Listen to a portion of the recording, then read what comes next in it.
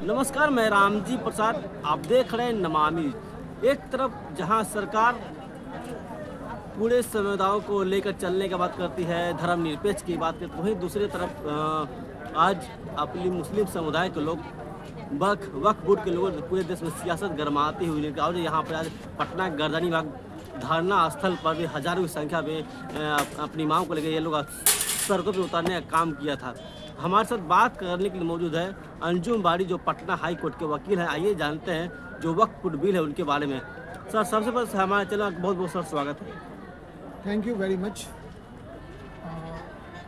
ये बिल जो लाया गया है पूरी तरह से ये कॉन्स्टिट्यूशन के अगेंस्ट में है।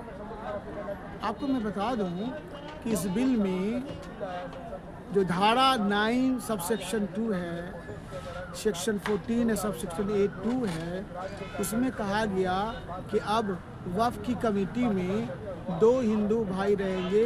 वो जो है प्रेसिडेंट भी इसका बन सकते हैं, अध्यक्ष भी बन सकते हैं। जबकि एक बात और मैं बता दूं, हिंदू धार्मिक ट्रस्ट 1985 है, जिसके 4 धाम में ये लिखा है कि ये हिंदू ट्रस्ट में सिर्फ हिंदू ही सदस्य होंगे।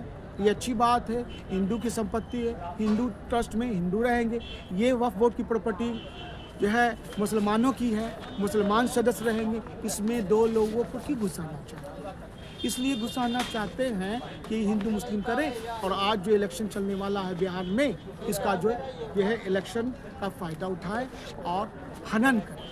इनका मुद्दा ये सिर्फ वक्फ की ज़मीन को ही ग्रैब करना नहीं है, हड़पना नहीं है, बल्कि ये चाहते हैं कि आने वाले समय में मिशनरीज़ जो चर्च हैं उसकी संपत्ति को भी इसी तरह से उनके संस्था में भी जाएंगे, कहेंगे कि हम जो है इसमें जो है सदस्य बनेंगे। इस तरह से वो जो है आपको गुरुद्वारा में भी जाएंगे, गुरुद्वारा की ज़मीन को भी लेंगे। अभी उन्होंने इसके जो है हमारे जो है बुद्धिज़्म है, बुद्धिस्ट के भी ज़मीन को इस तरह से वो लेने का काम करेंगे। और कुछ बुद्धिस्ट की ज़मीन को शायद उन्होंने कहीं झगड़ा भी चल रहा, ठीक से मालूम नहीं है। इस तरह से उनका मनसा है कि सब जितने भी यहाँ देश के जो अल्पसंख्यक से सबके ज़मीन को हड़प कर करके अपनी जो है दोस्त अडानी अंबानी को देने का काम है।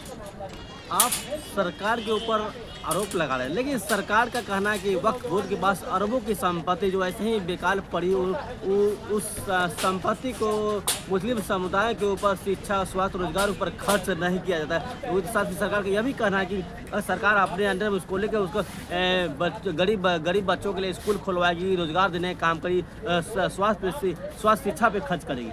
सही बोला आपने कि सरकार वो अपने अधीन करना चाह रही है। और अभी जो सरकार के पास जो है, क्या वो कॉमन पीपुल, दलित, गरीब को वो क्या कर रही है? नहीं कर रही है। वो इसको लेना चाहती है, सही बात है। उसी तरह से वो ले कर के वो अपनी पार्टी, अपने दोस्तों को देना चाहती है। तो आपको मैं बता दूं कि आप जो बोल रहे हैं, आप क्यों करेंगे? ये तो मुसलमानों का दिया हुआ ज़मीन है, मुसलमान करेंगे। और एक बात बता दें, सेंट्रल कमेटी एक बनी हुई है ऑलरेडी इसकी, जो सेंट्रल गवर्नमेंट बनाती है और हर स्टेट का वॉच करती है, ठीक से चल नहीं रहा है, तो उस कमेटी को दुरुस्त करते ही ये अमेंडमेंट बिल क्यों लाया इन्होंने? अमेंडमेंट बिल ला करके पूरा का पूरा अपने अधीन करेंगे। अरे भाई, सरकार के पास जो साधन है, उस साधन का जो गरीब लोग को दे ही नहीं रहे हैं। अभी तो वो दलित का जो है अधिकारों का हनन कर रहे हैं। अभी क्या हुआ देश में, क्या हो रहा है? कभी जो है अम्बेडकर की मूर्ति को तोड़ दिया जा रहा है, कभी क्या हो रहा है रविदास के मंदिर को तोड़ दिया जा रहा है, अभी क्या हो रहा है कि एक दलित की बच्ची जो है यूपी में मारी जाती है, जला दिया जाता है, उसको क्रियाक्रम नहीं करने दिया जा रहा। इस तरह से ये जो है सिर्फ और सिर्फ अपने सत्ता हासिल करने के लिए, कुछ चंद लोगों को ही फायदा पहुंचाने के लिए इस पर रखना चाहते हैं। आज तो ये जो आज धरना प्रदर्शन हुआ, मुस्लिम संगठन बुलाया गया गया था। लेकिन इसमें कौन थे? हमारे हिंदू भाई थे, सिख भाई थे, ईसाई भाई थे और कुछ लोग, और फिर जा कर के आपको ये बुद्धिज़्म भी लोग थे।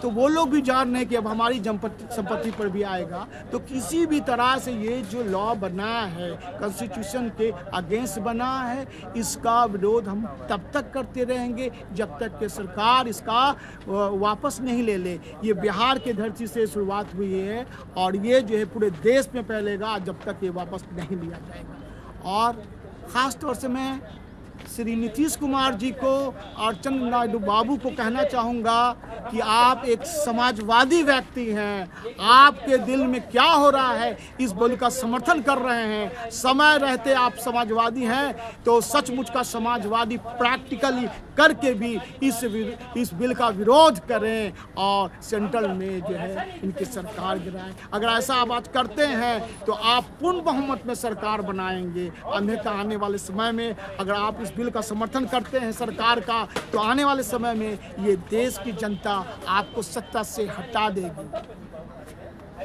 अब मैं नीतीश कुमार के बारे में बोला तो उन्होंने ऐसा कुछ तो बयान नहीं दिया जिससे आप लोगों को भावनाओं को, आप लोगों धर्म को ठेस पहुंचे। ऐसा कुछ तो बयान तो नहीं आया आपके पार्टी की तरफ से? मैंने कहा मैंने ऐसा कहा भी नहीं। नीतीश कुमार बहुत सज्जन इंसान हैं। उन्होंने जो हमारे धर्म के खिलाफ आज तक किया ही नहीं। वो किसी भी धर्म के खिलाफ नहीं करते, वो अच्छे हैं, काम पे अपना ध्यान रखते हैं। लेकिन चुप रहना, जुल्म हो रहा है और एक आदमी चुप है तो क्या वो जुल्म का साथ नहीं दे रहा है? आज ये बिल ला करके मुसलमानों के संपत्ति को हड़पने की कोशिश भाजपाई कर रहे हैं और श्री नीतीश कुमार जी चुप हैं, चंद्र नायडू बाबू चुप हैं, तो उनका साथ ही दे रहे हैं ना। आप ही बताइए, ऐसे में वो उनका साथ दे रहे हैं तो एक समय में जनता भी उनका साथ छोड़ेगी। तो कहीं ना कहीं अब सड़कों पे भीड़ जुटा के अब सरकार को डराना चाहते हैं, दबाव बनाना चाहते हैं। भीड़ ला करके दबाव नहीं देना चाहते। मैं उनको जताना चाहता हूँ कि आज जो जनता आई है ये सिर्फ मुसलमानों की भीड़ नहीं थी। ये एक छोटा सा कोशिश था जिसमें हिंदू, मुस्लिम, सिख, ईसाई और बुद्धिज़्म भी आए थे और उन्होंने कह दिया कि अगर आप वापस नहीं लोगे तो आने वाले समय में देशव्यापी आंदोलन होगा और कहीं ना कहीं कभी ना कभी इस बिल को उनको जो है वापस ही लेना। ठीक है, हमारे चैनल जुड़ने से बहुत बहुत धन्यवाद आपका।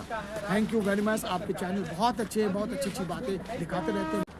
तो आपने देखा और सुना, ये थे पटना हाई कोर्ट के अब्दुल बारी जिन्होंने सरकार पर सीधा हमला बोला। साथ ही उन्होंने यह भी कहा है कि जिस तरह से सरकार मुसलमानों के वक्फ, मुसलमान की संपत्ति को हड़पना चाहती है और अपने अदानी अंबानी को हमारी संपत्ति देना चाहती है, ये कतई हम लोग होना नहीं चाहते और इसकी शुरुआत बिहार से हो चुकी है।